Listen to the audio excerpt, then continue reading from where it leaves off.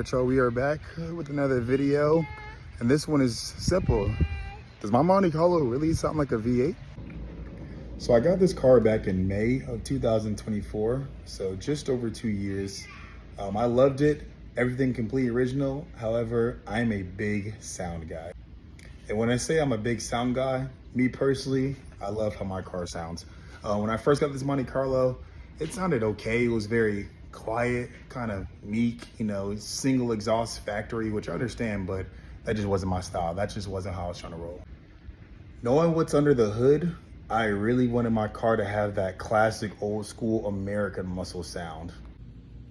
And overall, just outside of the aesthetics and the performance of the car, just the little things I love is I have the original owner's manual.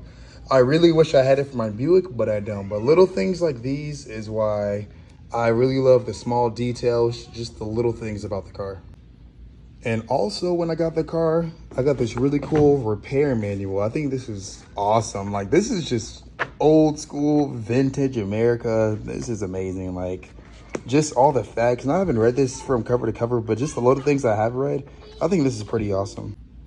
And the cool thing is, this actually came with the car. I did not buy this. Like, when I bought it from the guy a few years ago. Another really cool thing is I also have the original mats. So these are original to the 84.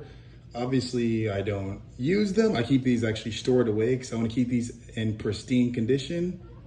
So since I don't use the original mats, the mats which I gone with are, these are not WeatherTech. I just got these from, I think, Advanced Autos, some really cool, reliable ones. They're definitely dirty, need to be clean, but I use these instead, and these have been awesome.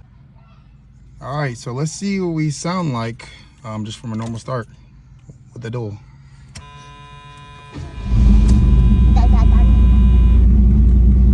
I like it.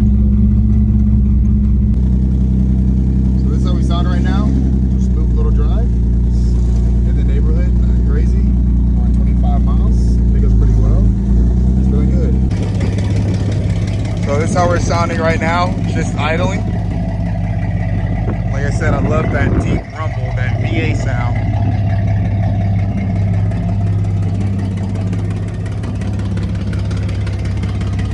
Yeah, how we're kind of putt-putting in the front, but you know, that's okay.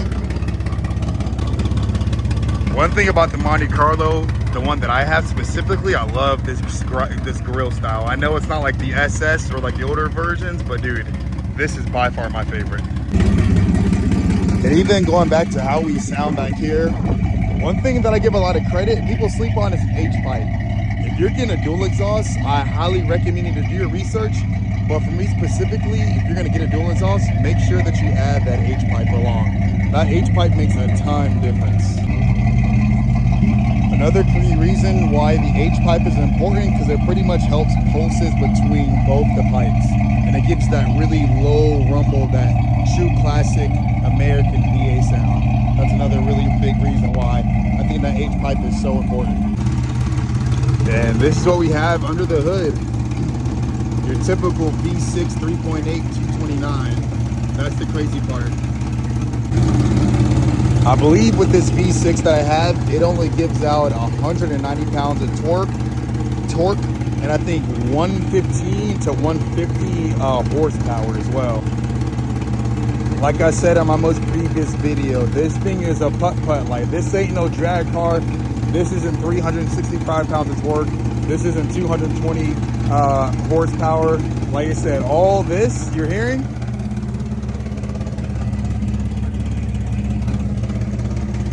and that's a V6, which is crazy. And I know people like to dog V6s and yak on V6, but hey, the V6 3.8 229, this is one of the most reliable ones. This will give me 300,000 miles if I need to be. All right, well, let's see what we sound like with a few revs.